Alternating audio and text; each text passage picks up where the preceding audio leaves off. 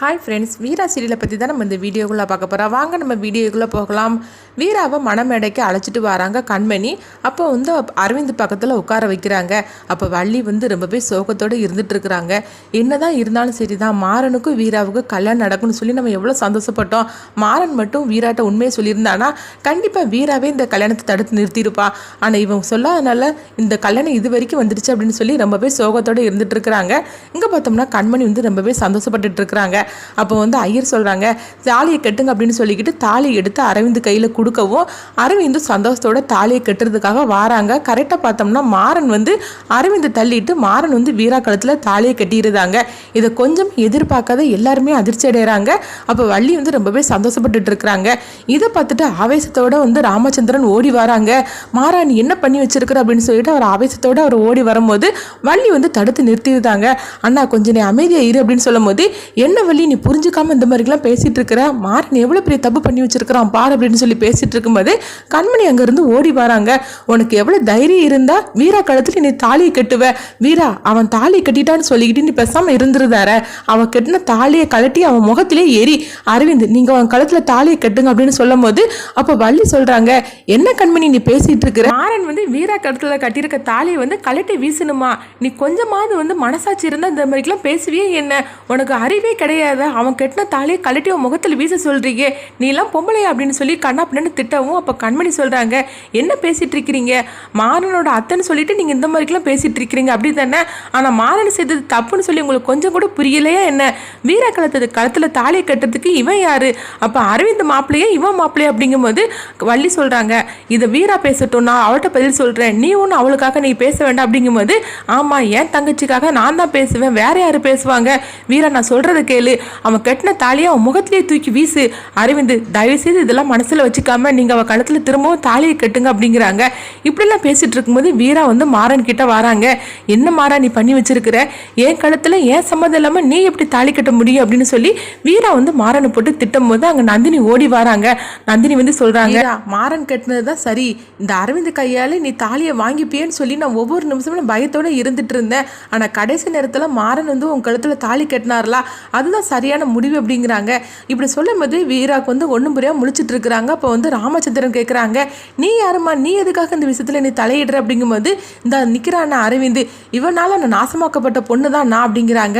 இப்படி சொன்னதுமே ராமச்சந்திரன் கேட்குறாங்க, நீ என்னம்மா சொல்ல வர அப்படிங்கும்போது, ஆமா இவனுடைய குழந்தை இப்போ என் வயிற்றுல அப்படிங்கிறாங்க.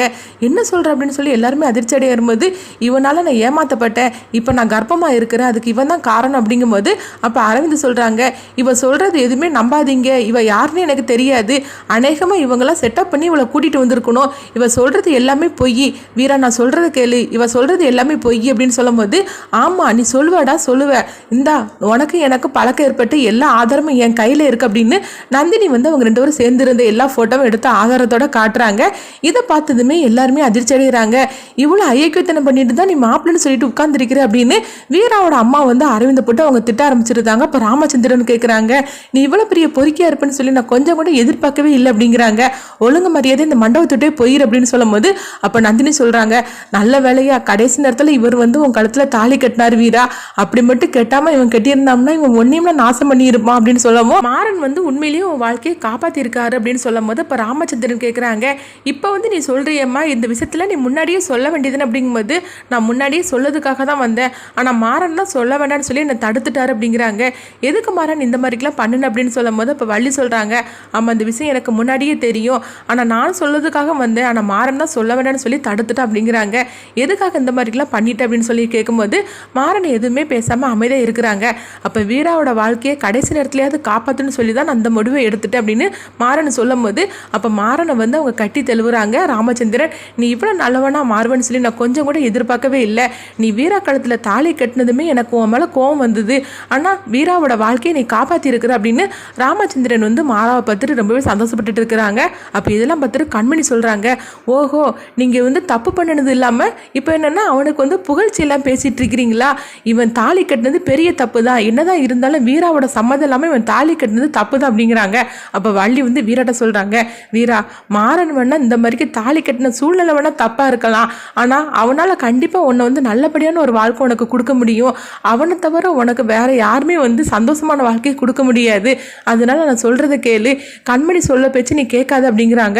அப்போ வீரா எதுவுமே பேசாமல் அமைதியாக இருந்துருந்தாங்க. அப்போ ராமச்சந்திரன் வந்து வீராவை கழுத்தில் தாலி கட்டி இருக்கிறத மாறனை பார்த்து ரொம்பவே சந்தோஷப்பட்டுட்டு இருக்கிறாங்க. ஏன்னா வீரா தன்னுடைய வீட்டுக்கு மருமகளை வந்து நினச்சி அவங்க ரொம்பவே சந்தோஷப்படுறாங்க. அப்போ வள்ளியிட்ட சொல்கிறாங்க, சரி வீராவையும் மாறனையும் நம்ம வீட்டுக்கு அழைச்சிட்டு அப்படிங்கும்போது வள்ளி ரொம்பவே சந்தோஷத்தோடு அவங்கள அழைச்சிட்டு வராங்க.